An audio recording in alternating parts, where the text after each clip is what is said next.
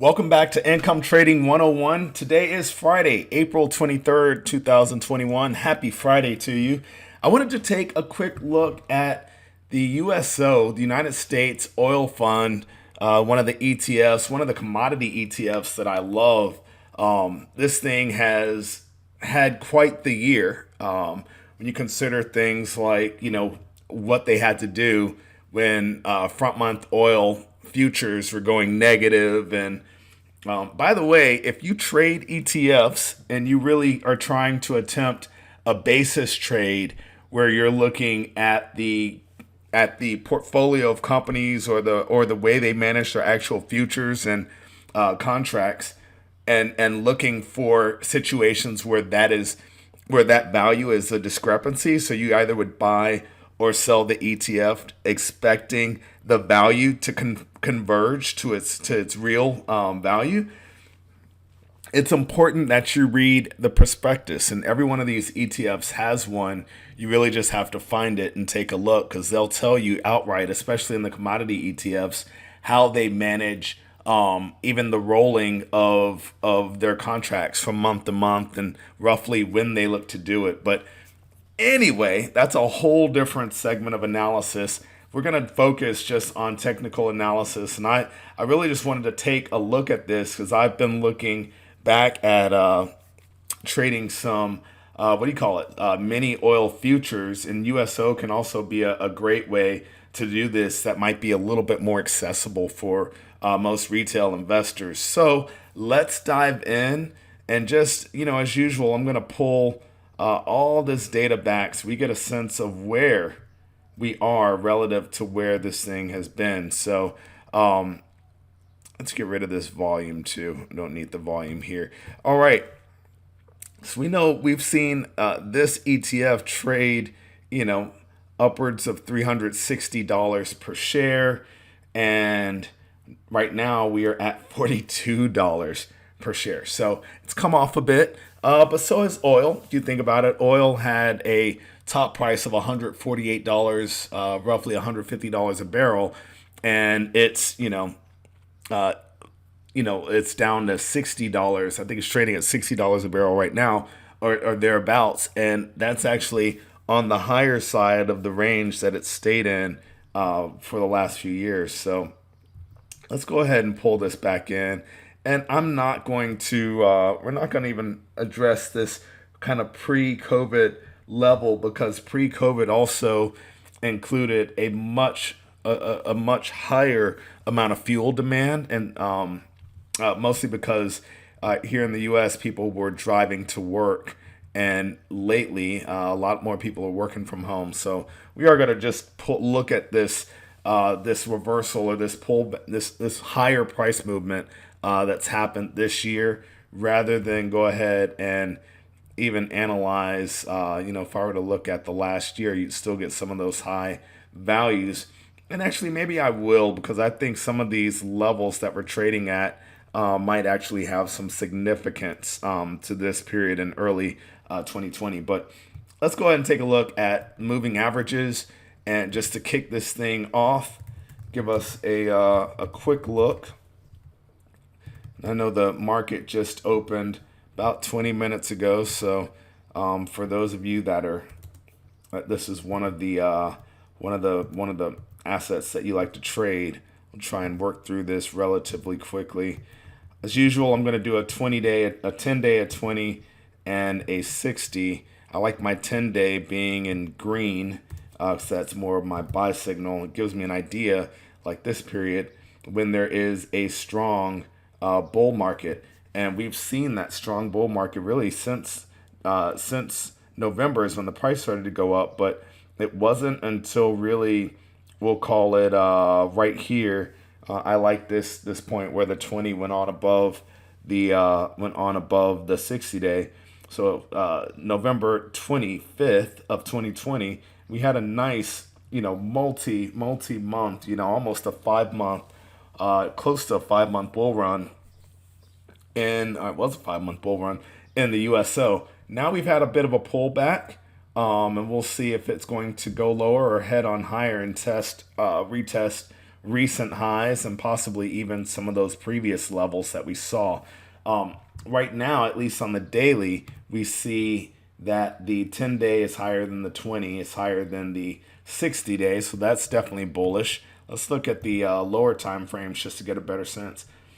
So at the lower, at the 1 hour, because of this pullback here, we see that right now this is trading, or this is showing a bearish. This is the 10-day is below the 20, which is below the 60, which is telltale sign of a bearish trend. Also, at the 30-minute, looks like there is a bit of confusion or just solidification. I can't get the word out this morning, but the 10 is between the 60 and the 20. So in that scenario, that for me is more of a flag of the markets not being clear and directions possibly either changing or a significant trend has not been established. And let's take a look at the 15-minute just to see. So the 15 minutes really close. You have the 10 day is higher than the 20. I'm sorry, the 10 period is higher than the 20 period, which is both of those are below the 60. So the 10 is in the middle as well at the 15 and the 30-minute range, whereas the 1 hour looked more bearish, and then the 1 day was still was still pulling bullish. So let's go ahead. In this scenario, by the way, because I like to enter a trade at the lower time or the lower time frames, I use the lower time frames to look to enter a trade and use the larger ones to exit. I do feel like the larger trend here is still up, even though we've had about a month, a little more than a month and a half of sort of sideways, but slightly higher. You can even see, and we'll probably get to this by the end of the video, you can see that this is still upward trending, right? So I think the strength is still to the upside here, but I don't like the fact that the 1 hour is showing the exact opposite. The 1 hour is showing bearish, and then the 30 and the 15 are kind of in between. I would wait for one of those to also support the major trend before I look to trade this particularly, at least based on these indicators. So let's take a look at the MACD and see if that gives us any different of a feel. So of course, given the upward trend, this MACD I figured was going to kind of be sideways. I'm surprised it even has oscillated. Look how sideways that went for a while, and then sideways, slightly higher, sideways, and of course it went massively negative back in 2020. But yeah, this is this is expected rather that you'd see this sort of oscillation, but still remaining mostly positive. Tough to use this as a buy or sell signal, but let's take it to the lower time frames and see how that looks. So we did have a crossover back here on the 15th, so it was about a week ago. This using the 1 hour, but most recently we do have a crossover happening of the MACD and the signal line. This would have been yesterday afternoon. So we'll see if this does pull, if it goes back positive, if both the signal and the MACD line go back positive, that could be a sign that momentum or strength is actually pulling back to the buy side, and that to me would give me a great indication of possibly buying in the buying on the short term and holding it using the daily to actually manage the trade. Now here on the 30-minute, we do see a bullish signal. We see that there is a crossover that occurred yesterday as well, yesterday morning, pulling higher. I like to wait for these to cross into, if they're negative, meaning below the zero line, I want to see them go positive first. And So I would definitely be waiting. And this, I mean, it could do this today. We'll see. And let's take it to the 15 minute. 15 minute, it's kind of oscillated negative. That's part of the reason why I want to see a crossover into positive territory. And it's sort of right there right now, but hasn't really taken off as massively bullish in my view just yet. So let's get rid of the MACD and just take a look at a couple of things. First off, I'm going to point out this nice upward trending channel that we appear to be in. You know, one of the definitions of an upward trend is higher highs and higher lows, and that right there certainly is the it looks like it's kind of the definition of. Let's do another one here just so you see kind of what had been happening. That was the previous upward trend. You can angle it in a way that will actually, let's do this. You can angle it to include more of those points, more price data there. I'm always trying not to, I don't want to overfit the data, but I do like the fact that this actual with this angle includes these different tops. So 1 higher there, 2, 3, 4, 5 essentially, and most of the lows as well. So when it broke out of that channel, it would have been a good signal to exit. But now we appear to be pushing higher just on a different slope. And before we go, I would like to just get a better sense of whether or not there are any, yep, we're still on the daily, just making sure. I'm going to tighten this up so we can get a better view of price data. And I'd like to just draw, well, I don't even have to draw the line. You can see this kind of teal line right here is showing where price is right now, right? And in the past, I mean, my biggest thing I want to know is whether this has been support or resistance. This line was kind of resistance right there.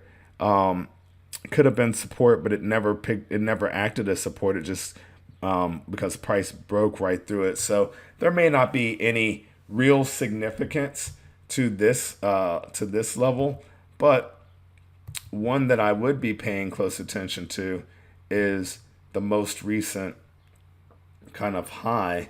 We're gonna have to tighten this up here in a minute so that we can get to it. Oh, didn't mean to do that.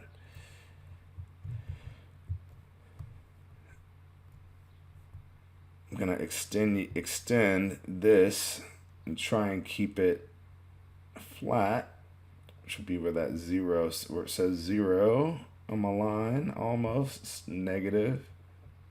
So close yet so far. We'll just do it there. But I definitely want to be aware of this level because this is the last kind of the most close near term or recent significant kind of high or region in that price of price history. So that would be, you know, $47.35 in the USO. That might be the what's next after we, you know, get a better shot at this level here, which would be the previous high of $44.71 or so, somewhere thereabouts. It's just important to know these levels because I do think if we continue, if this trending higher trend keeps improving, that to me, we're at $42 right now, so that $44.70, almost $2 higher. It's 5%. I think that would be the next level to keep track of, and then beyond that would be up here at $47, should be $5 higher. So because this is crude oil based, you know, just expect pricing to grind higher. It's always interesting how price can fall the way it did and just drop off significant gaps and whatnot. But to get higher, man, A lot of times it just grinds. Although there were some times back here where you saw like 1 day movements that were just wild. But we've definitely been in the grind. But that's okay because the grind higher still goes higher, means that we can make some money.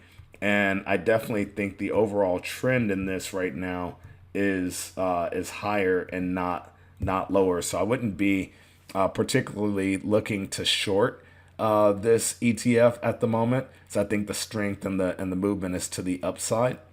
But that's it for today's video. So I kind of needed to do this before I dive into having some fun with crude oil futures. I will take a step back and actually look at crude oil futures, but I wanted to make this with the ETF just because I know so many more people find the ETF to be more accessible than that overall futures contract. So you know what, just for the fun of it, let's do something here. Let me see if I can throw that up. Let's see, CLM1, because M is June. Let's see, CL, it should, there we go, crude oil, light sweet crude. We're going to go with the June contract. That's what it was, it won at the time frame. So you can see, even though they're on different levels, you can see that the movement is pretty much 1-to-1, and it should be, because the USO attempts to follow. There you go. That's a better look. Attempts to mimic front month, a mix of front and second month futures pricing. So again, if this is an ETF that you really want to get good at trading, I would definitely take a look at the prospectus, just so you have a better idea of what they're doing and how and why and when and how that might actually affect your profits. So that's it for today's video. Thank you guys so much for watching. If you haven't already, please hit the subscribe button. Feel free to like the video or leave a comment if you trade oil or trade USO. Always happy to hear. I trade a little bit of everything, and so that's why I'm all over the place with stock and futures and crypto.